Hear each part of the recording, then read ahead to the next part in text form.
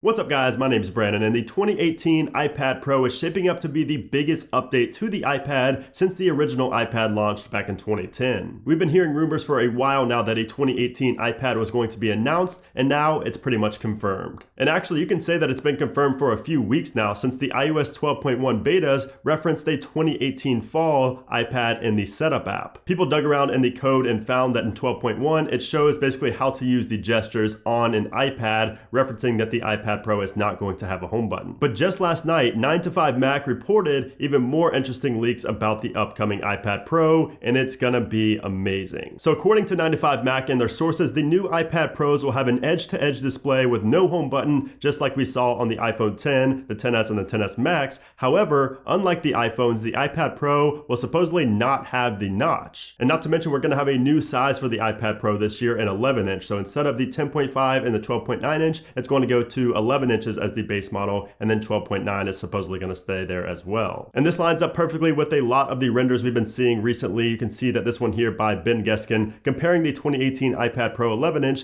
to the iPad Pro 10.5 inch. And you can see that the body size is pretty much the same, which is awesome. That's what you get when you put an edge-to-edge display inside of a device like a phone or a tablet. And here's another one that Geskin posted a few months ago on Twitter with the caption iPad 2018 with Face ID and iOS 12. And of course, since we will not be having a home button on this upcoming 2018 iPad Pro, that means that we are going to have Face ID. And the good thing about this upcoming iPad Pro is that Face ID is going to work in both portrait and landscape mode. And this is something that we've been hearing rumored for a while now. A lot of people thought that it was going to be coming to the iPhone 10s Max this year, but we didn't get it. But it appears that it is going to be on the iPad Pro 2018. And this is good news because maybe that means that we can get a software update later for the iPhone 10s Max to support it, or maybe just the 2019 iPhones will support that. And like I mentioned earlier, the current line of iPad Pros come in 10.5 inches and 12.9 inches, and Apple is expected to bump the 10.5 up to 11 inches, so we will now have 11-inch and a 12.9 inch, and we also do have Wi-Fi and LTE models as well. Now, another massive change in these upcoming iPad Pros is that they are going to be ditching the Lightning connector for a USB-C connector. Now, when this was originally surfacing months back, people really kind of brushed it off, didn't think it was actually going to happen, but things changed when iOS 12.1 Beta 1 came out and we started digging through the code. You can see here that Steve Troughton-Smith tweeted out, new in iOS 12.1, the iOS simulator supports virtualized 4K external displays. This is not possible on any existing iOS device